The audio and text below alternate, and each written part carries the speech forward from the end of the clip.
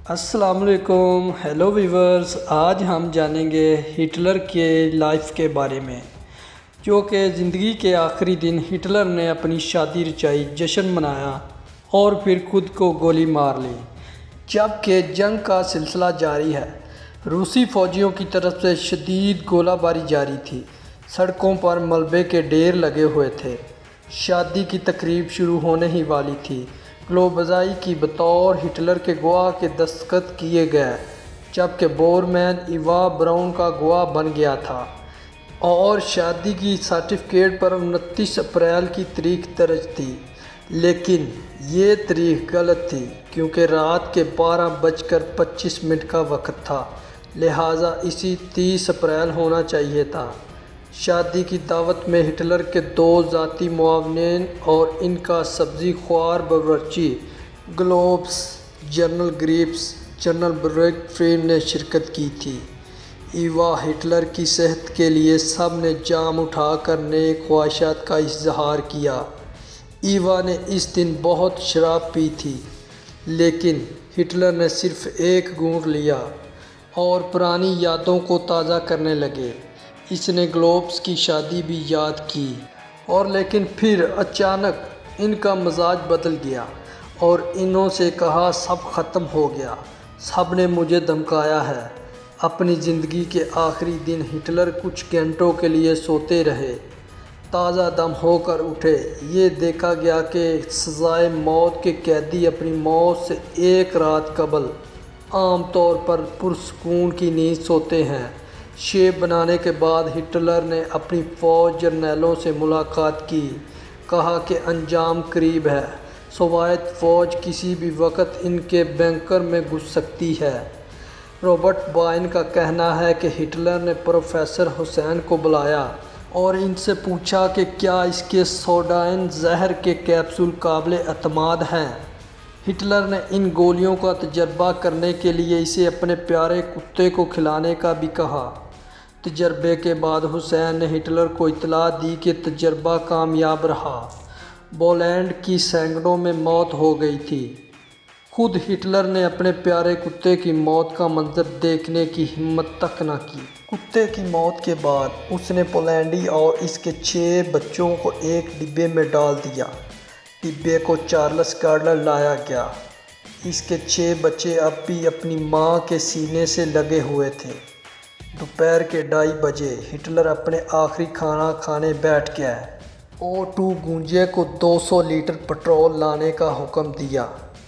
اسے پٹرول کے ڈبوں میں بھر کر اسے بنکر کے بیرونی دروازے کے پاس رکھنے کا کہہ دیا۔ کھانے کے بعد ہٹلر آخر میں اپنے ساتھیوں سے ملنے آیا۔ انہوں نے آنکھیں چار کیے بغیر ان کا ویلکم کیا۔ ان کے ساتھ اس کی اہلیہ ایوا براؤن بھی تھی۔ ایوا نے گہرے نیلے رنگ کا لباس اوڑھا ہوا تھا اور موتیوں بڑے جوتے پہن رکھے تھے۔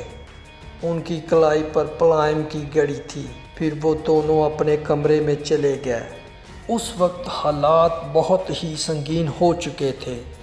میگڈا گلوبس نے چلا کر کہا کہ ہٹلر کو خودکشی نہیں کرنی چاہیے۔ اس نے کہا کہ اگر اسے ہٹلر سے بات کرنے کی اجازت دے دی جائے تو وہ اسے ایسا کرنے پر آمادہ کر لے گا۔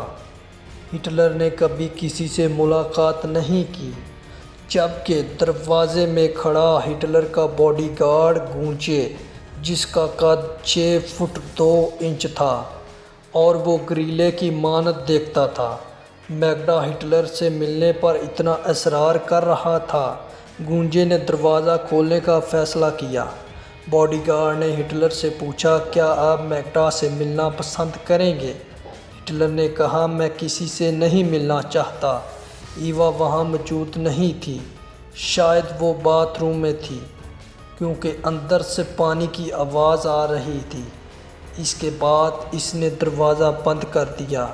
ہیرا لینچ، جو دروازے کے باہر کھڑا تھا، نہیں جانتا تھا کہ ہٹلر کب خود کو گولی مار سکتا ہے، کیونکہ اس نے بارود کی ہلکی سی بو محسوس کی تھی۔ ہیرا لینچ ہٹلر کے بنکر میں ٹیلی فون آپریٹر تھا۔ اچانک میں نے کسی کو یہ آواز دیتے ہوئے سنا، لینچ، لینچ، اب ہٹلر نہیں ہے۔ ہو سکتا ہے کہ انہوں نے گولی چلنے کی آواز سنی ہو، لیکن میں نے کچھ نہیں سنا۔ سب سرگوشیاں کر رہے تھے اور اس کے ساتھ ہی ہٹلر کی ذاتی سیکریٹریٹ بورمین نے ہٹلر کے کمرے کا دروازہ کھولنے کا اشارہ کیا۔ میں نے ہٹلر کا سر میز پر دیکھا۔ اس کا رنگ زرد پڑ چکا تھا۔ ہو سکتا ہے کہ اس نے مرتے وقت اپنا ہاتھ بڑھایا ہو، جس سے اس کی طرف کا گارڈر نیچے گر گیا اور ٹوٹ گیا تھا۔ ایوا براؤن صوفے پر گری پڑی تھی۔ اس نے گہرے نیلے اور سفید رنگ کا لباس پہن رکھا تھا۔ اس منظر کو کبھی نہیں بھولوں گا۔ اور اسی طرح ہٹلر نے اپنی زندگی کے آخری دن شادی کا جشن رچایا اور پھر اسی دن ہی خود کو گولی مار لی۔ ناظرین، یہ تھی ہماری آج کی ویڈیو۔ دیکھ کر آپ کو کیسا لگا کمنٹس میں ضرور بتائیں۔ نئے آنے والے دوست لائک اور سبسکرائب کر دیں تاکہ ہماری آنے والی ویڈیو کو دیکھ سکیں۔